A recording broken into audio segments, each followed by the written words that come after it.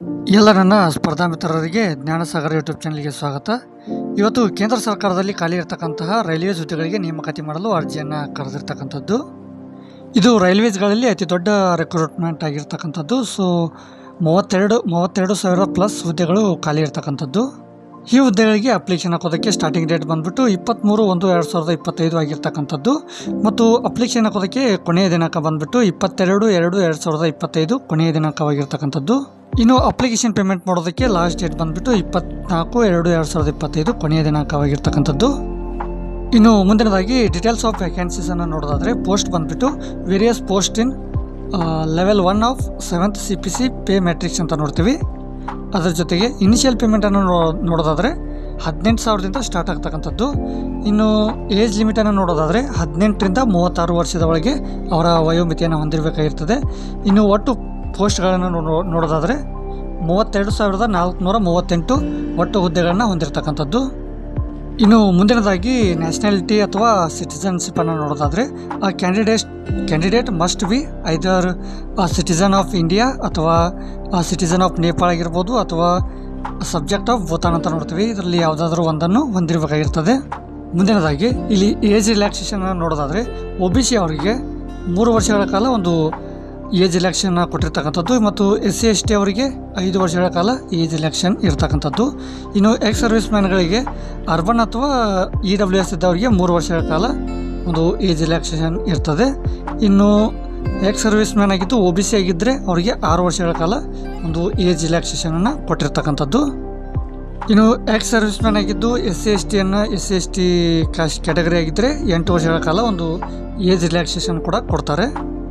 ಇನ್ನು ಮುಂದುವರೆದು ಇಲ್ಲಿ ಸಾಕಷ್ಟು ಏಜ್ ರಿಲ್ಯಾಕ್ಸೇಷನ್ನ ಕೊಟ್ಟಿರ್ತಾರೆ. ಸೊ ಬೇರೆ ಬೇರೆ ಕ್ಯಾಟಗರಿಗಳಿಗೆ ಸೊ ಅದನ್ನು ಕರೆಕ್ಟಾಗಿ ನೋಡಿಕೊಂಡು ನಿಮ್ಗೆ ಯಾವುದು ಕ್ಯಾಟಗರಿ ಇದೆ ಅಂತ ನೋಡಿಕೊಂಡು ಅಪ್ಲಿಕೇಶನನ್ನು ಹಾಕ್ಕೊಳ್ಳಿ. ಇಲ್ಲಿ ಮುಂದಿನದಾಗಿ ಎಕ್ಸಾಮಿನೇಷನ್ ಫೀಸನ್ನು ನೋಡೋದಾದರೆ ಇಲ್ಲಿ ಆಲ್ ಕ್ಯಾಟಗರೀಸ್ ಅಂದರೆ ಜನರಲ್ ಕ್ಯಾಟಗರಿ ಅವರಿಗೆ 500 ರೂಪಾಯಿನ ಫೀಸನ್ನು ಇಟ್ಟಿರ್ತಕ್ಕಂಥದ್ದು. ಸೊ ಎಕ್ಸಾಮಿನೇಷನ್ಗೆ ಏನಾದರೂ ಅಪಿಯರ್ ಆದರೆ 400 ಅಂದರೆ 400 ರೂಪಾಯಿನಾಗುತ್ತೆ ರೀಫಂಡ್ ಆಗ್ತಕ್ಕಂಥದ್ದು. ಇನ್ನು PWD ಆಗಿರ್ಬೋದು, ಫಿಮೇಲ್ ಆಗಿರ್ಬೋದು, ಟ್ರಾನ್ಸ್ಜೆಂಡರ್ ಆಗಿರ್ಬೋದು ಮತ್ತು ಎಕ್ಸ್ ಸರ್ವಿಸ್ ಮ್ಯಾನ್ಗಳಿಗೆ 250 ರೂಪಾಯಿ ಫೀಸನ್ನು ಇಟ್ಟಿರ್ತಕ್ಕಂಥದ್ದು. ಇದು ಏನಾದರೂ ಎಕ್ಸಾಮಿನೇಷನ್ಗೆ ಅಪಿಯರ್ ಆದರೆ 250 ರೂಪಾಯಿ ಕೂಡ ಏನಾಗ್ತದೆ ರೀಫಂಡ್ ಆಗ್ತಕ್ಕಂಥದ್ದು. ಇನ್ನು ಮುಂದಿನದಾಗಿ ರಿಕ್ರೂಟ್ಮೆಂಟ್ ಪ್ರೊಸೆಸನ್ನು ನೋಡೋದಾದರೆ ಮೊದಲಿಗೆ ಕಂಪ್ಯೂಟರ್ ಬೇಸ್ಡ್ ಟೆಸ್ಟನ್ನು ಇಟ್ಟಿರ್ತಕ್ಕಂಥದ್ದು, ಆಮೇಲೆ ಫಿಸಿಕಲ್ ಎಫಿಷಿಯನ್ಸಿ ಟೆಸ್ಟ್ ಇರ್ತಕ್ಕಂಥದ್ದು, ಆಮೇಲೆ ಡಾಕ್ಯುಮೆಂಟ್ ವೆರಿಫಿಕೇಷನ್, ಲಾಸ್ಟ್ ಬಂದುಬಿಟ್ಟು ಮೆಡಿಕಲ್ ಎಕ್ಸಾಮಿನೇಷನ್ ಇರ್ತಕ್ಕಂಥದ್ದು. ಇನ್ನು ಮುಂದಿನದಾಗಿ ಎಕ್ಸಾಮಿನೇಷನ್ ಪ್ಯಾಟರ್ನನ್ನು ನೋಡೋದಾದರೆ ಇಲ್ಲಿ ಎಕ್ಸಾಮಿನೇಷನ್ ಡ್ಯೂರೇಷನನ್ನು ನೋಡೋದಾದರೆ 90 ನಿಮಿಷಗಳ ಕಾಲ ಒಂದು ಟೈಮಿಂಗ್ ಇರ್ತಕ್ಕಂಥದ್ದು. ಟೋಟಲ್ ಆಗಿ 100 ಕ್ವಶನ್ಗಳು ಇರ್ತಕ್ಕಂಥದ್ದು. ಸೊ ಇಲ್ಲಿ ಒಂದು ಕ್ವಶನ್ಗೆ ಬಂದುಬಿಟ್ಟು 1 ಮಾರ್ಕ್ಸ್ ಈಕ್ವಲ್ ಆಗಿರ್ತಕ್ಕಂಥದ್ದು. ಸೊ 100 ಕ್ವಶನ್ಸು ಮತ್ತು 100 ಮಾರ್ಕ್ಸ್ ಇರ್ತಕ್ಕಂಥದ್ದು. ಇಲ್ಲಿ ಜನರಲ್ ಸೈನ್ಸ್ ಕ್ವಶನ್ಗಳು 25 ಕೇಳ್ತಕ್ಕಂಥದ್ದು.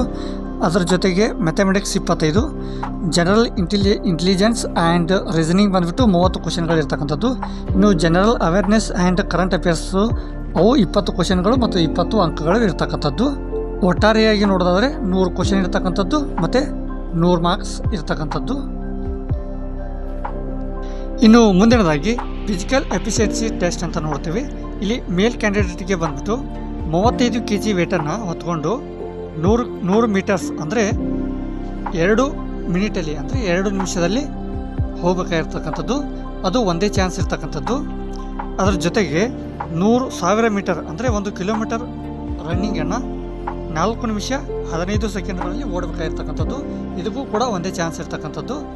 ಇನ್ನು ಫಿಮೇಲ್ ಕ್ಯಾಂಡಿಡೇಟ್ಗೆ ಬಂದುಬಿಟ್ಟು 20 kg ವೇಟನ್ನು ಹೊತ್ಕೊಂಡ್ಬಿಟ್ಟು 100 ಮೀಟರ್ ಓಡಬೇಕಾಗಿರ್ತದೆ. ಇನ್ನು ಅದಕ್ಕೆ ಟೈಮಿಂಗ್ ಬಂದುಬಿಟ್ಟು 2 ನಿಮಿಷ ಅಷ್ಟೇ ಆಗಿರ್ತಕ್ಕಂಥದ್ದು. ಇನ್ನು ಅದರ ಜೊತೆಗೆ 1000 ಮೀಟರ್ ಅಂದರೆ 1 ಕಿಲೋಮೀಟರ್ ಓಟವನ್ನು 5 ನಿಮಿಷ 40 ಸೆಕೆಂಡ್ಗಳಲ್ಲಿ ಪೂರ್ಣ ಮಾಡಬೇಕಾಗಿರ್ತದೆ. ಇದಕ್ಕೂ ಕೂಡ ಒಂದೇ ಚಾನ್ಸ್ ಇರ್ತಕ್ಕಂಥದ್ದು. ಮುಂದುವರೆದು ಇಲ್ಲಿ ಇನ್ನೂ ಹಲವಾರು ರೀತಿಯ ಒಂದು ಇನ್ಸ್ಟ್ರಕ್ಷನ್ಗಳನ್ನು ಕೊಟ್ಟಿರ್ತಕ್ಕಂಥದ್ದು. ಸೊ ಇವುಗಳನ್ನು ಕರೆಕ್ಟಾಗಿ ನೋಡ್ಕೊಳ್ಳಿ ಅಂತ ಹೇಳ್ತಾ ಇದರ ಒಂದು ನೋಟಿಫಿಕೇಷನ್ ಲಿಂಕನ್ನು ನಾನು ಈ ವಿಡಿಯೋನ ಕೆಳಗಡೆ ಡಿಸ್ಕ್ರಿಪ್ಷನ್ ಬಾಕ್ಸಲ್ಲಿ ಕೊಟ್ಟಿರ್ತೀನಿ. ಸೊ ಅಲ್ಲೇ ಹೋಗಿ ಡೌನ್ಲೋಡ್ ಮಾಡಿಕೊಂಡು ಕರೆಕ್ಟಾಗಿ ಓದ್ಕೊಳ್ಳಿ ಅಂತ ಹೇಳ್ತಾ ಇದೇ ಥರದ ಮೋರ್ ಇನ್ಫಾರ್ಮೇಟಿವ್ ವಿಡಿಯೋಸ್ಗಾಗಿ ನಮ್ಮ ಚಾನಲನ್ನು ಸಬ್ಸ್ಕ್ರೈಬ್ ಮಾಡ್ಕೊಳ್ಳಿ ಅಂತ ಹೇಳ್ತಾ ಬೆಲ್ ಬಟನ್ ಒತ್ತೋ ಮೂಲಕ ನೋಟಿಫೈ ಆಗಿರಿ. ಇಲ್ಲಿಗೆ ಈ ವಿಡಿಯೋನ ಮುಗಿಸ್ತಾ ಇದ್ದೀನಿ. ಧನ್ಯವಾದಗಳೊಂದಿಗೆ ಜೈ ಹಿಂದ್, ಜೈ ಕರ್ನಾಟಕ.